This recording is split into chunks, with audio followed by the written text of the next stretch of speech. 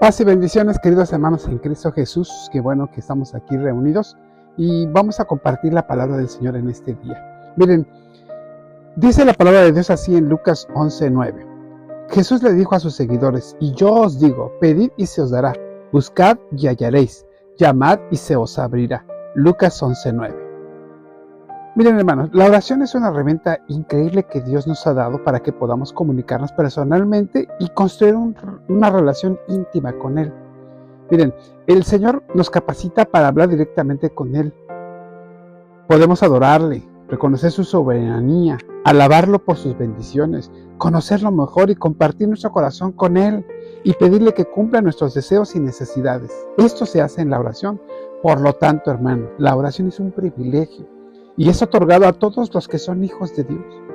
Pero hay algunas cosas que tal vez puedan dificultar nuestras oraciones, sean estorbo. Aquí hay algunos obstáculos comunes que les voy a mencionar para una vida de oración saludable y los pasos que podemos seguir para poderlos superar. Bien, primero y antes que nada es el pecado no confesado. Miren, el pecado no confesado puede crear una barrera entre nosotros y Dios en nuestra vida de oración. Según Isaías 59:2, dice que nuestro pecado nos hace vivir de acuerdo con nuestros deseos carnales y no con el Espíritu. Cuando aceptamos a Jesucristo como nuestro Salvador, nos convertimos en una nueva creación y nuestros pecados son perdonados.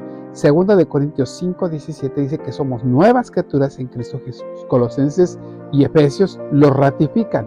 Ustedes pueden leerlos más adelante. Sin embargo, hermanos, todavía vivimos en el mundo y en nuestros cuerpos humanos. En consecuencia, continuaremos siendo tentados y vamos a pecar. Aunque Dios ha perdonado todos nuestros pecados del pasado, del presente y del futuro, todavía desea que confesemos y nos arrepintamos de nuestros pecados a medida que estos suceden. Esto lo dice en Jeremías 31:34. Y en 1 de Juan 1:9, Él promete: si confesamos nuestros pecados, Dios, que es fiel y justo, nos los perdonará y nos limpiará de toda maldad. Ahora, ese es el primero. El segundo, ya sabemos que es pecados no confesados, y ya sabemos cómo hacer para que estos podamos subsanar ese obstáculo. El segundo obstáculo serían los motivos egoístas. Miren, nosotros como humanos somos muy egoístas y a veces en nuestra vida de oración pues, tampoco no es una excepción. A menudo oramos únicamente por las cosas que queremos sin tener en cuenta la voluntad de Dios o las necesidades de otras personas. Santiago 4:1-4 dice que nosotros pedimos y pedimos mal porque pedimos para nuestros deleites. Por lo tanto, si bien no es malo pedirle a Dios las cosas que deseamos, siempre debemos orar en la voluntad de Dios, siguiendo el ejemplo de Jesús, que él oraba y decía: no se haga conforme a mí, sino conforme a ti. Eso es lo que decía Jesús. Ahora, con esa mentalidad, hermanos, vamos a comenzar a comprender el panorama y vamos a ver lo más amplio. Dios está haciendo en nuestras vidas y en nuestro mundo como según su voluntad. Es parte de su plan. Y además, cuando nosotros oramos sin motivos egoístas, hermanos, nosotros nos ayudamos a someternos en obediencia a su voluntad. Y también debemos acostumbrarnos a orar por los demás. Filipenses 2:3-4 dice que pidamos por los demás. Esto, hermano, nos va a ayudar a transformar nuestros corazones para enfocarnos en cuidar y llegar a otras personas. El tercero es la falta de perdón. Sí, hermanos, dice Mateo 6:14-15 que si perdonan a otros sus ofensas, también los perdonará a ustedes su Padre Celestial. Pero si no perdonan a otros sus ofensas, tampoco su Padre los perdonará a ustedes o les perdonará las suyas. Y unos capítulos más adelante, hermanos, Jesús cuenta la parábola del siervo despiadado, ese de Mateo 18:21-35, ¿se acuerdan? En esta parábola, un rey perdona la deuda sustancial de su siervo en lugar de venderlo. Luego el sirviente se niega a perdonar a su compañero de siervo o de siervos una deuda mucho menor y lo pone en la cárcel. El rey se entera de esto y dice: ¿no debías tú también haberte compadecido de tu compañero así como yo me compadecí de ti? Y enojado, su señor le entregó a los carceleros para que lo torturaran hasta que pagara todo lo que debía. Eso lo dice Mateo 18:33-34. Jesús dijo que haría lo mismo.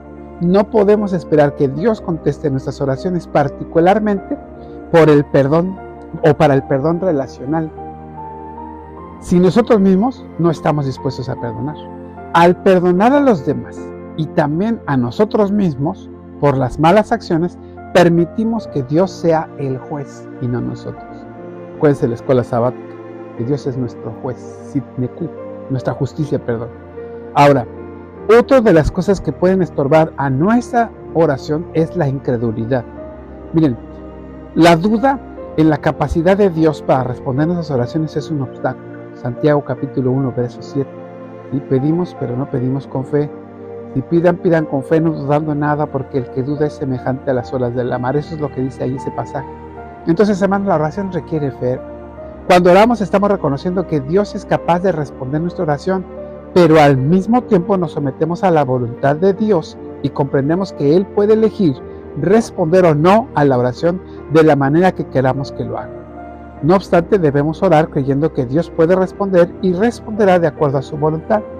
Un gran ejemplo de tal fe o de muestra o la muestra de es el centurión romano que creía que Jesús podía sanar a sus siervos simplemente con decir una palabra y sin tener que entrar a su casa. Eso lo podemos ver en el libro de Mateo, en el Evangelio de Mateo capítulo 8. Es tremendo eso de asunto de creer y no creer. Una mujer estaba orando y le decía al Señor, ya me cansé, Señor, de pasar siempre de aquí a la iglesia, tengo que pasar ese monte, ya me cansé de subirlo y bajarlo. Soy muy vieja y yo, por favor, quiero que quites. Si tú dijiste que si nosotros oramos con fe, podemos decirle a este monte, échate a la mar y se echaría. Por lo tanto, Señor, yo te pido que tú quites ese monte de aquí, lo eches afuera, porque ya me cansé de pasar ese monte para ir a la iglesia. Y abrió los ojos y vio que el monte seguía ahí y dijo, ya sabía que nos iba a quitar. Nos falta fe, hermano, nos falta fe. Otro de los que podría de alguna manera obstaculizar nuestras oraciones podrían ser los conflictos matrimoniales o los conflictos familiares. Miren, hermano, dice Pablo que nos dice que el conflicto en un matrimonio o en una familia puede impedir nuestra vida de oración. Y esto se debe, hermanos, a la falta de obediencia en cómo debemos actuar el uno con el otro, sobre todo en los matrimonios. Pablo alienta en el pasaje de Efesios 5, dice que el capítulo 22 a 24, dice que él alienta a los esposos a respetarse, a amarse, a quererse y unos a otros en obediencia a Dios para que puedan tener una vida de oración saludable. Eso lo dice en Efesios y Primera de Pedro también, lo dice Pedro en Primera de Pedro 3:7. Por lo tanto, hay que estar libres de conflictos en el matrimonio y o la familia. Hermanos, y otro más, son los ídolos. Y se va a decir, no, yo no tengo ídolos, no tengo ningún santito ahí por ahí escondido ni nada. No, hermano, no se preocupen. Cuando hacemos a otros dioses o cosas una prioridad de nuestra vida antes que Dios, esto interfiere con nuestra vida de oración. Ezequiel 14:3 dice que establece claramente que los mandamientos son los que tenemos que obedecer. Y en esos mandamientos está ese que dice, no tengas otros dioses delante de mí. Éxodo 20:3. Entonces, cada vez que los israelitas deciden adorar a otros dioses, Dios elige no escucharlos, no escuchar sus oraciones. ¿Sabe hasta cuándo? Hasta que se arrepintieron. Bueno, en consecuencia, pasaron 40 años vagando por el desierto antes de entrar a la tierra prometida y luego fueron exiliados de la tierra prometida. Sin embargo, cuando se arrepintieron, Él una vez más respondió a sus oraciones y restauró su nación.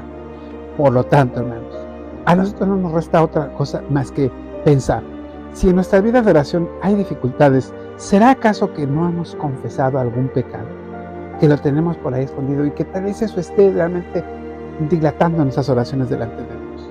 Tal vez estamos pidiendo y pedimos mal, por eso tal vez nuestras oraciones no sean escuchadas. O tal vez nos falta perdonar a alguien, o pedirle perdón a alguien, o pedirle perdón a Dios también. Quizás sea ese el motivo. A lo mejor nuestra fe no está tan fuerte y estamos dudando acerca de lo que estamos pidiendo.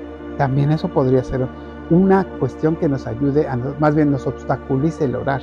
¿Está creyendo cuando ora? O sea, ¿cree que Dios le escucha y que Dios puede responder?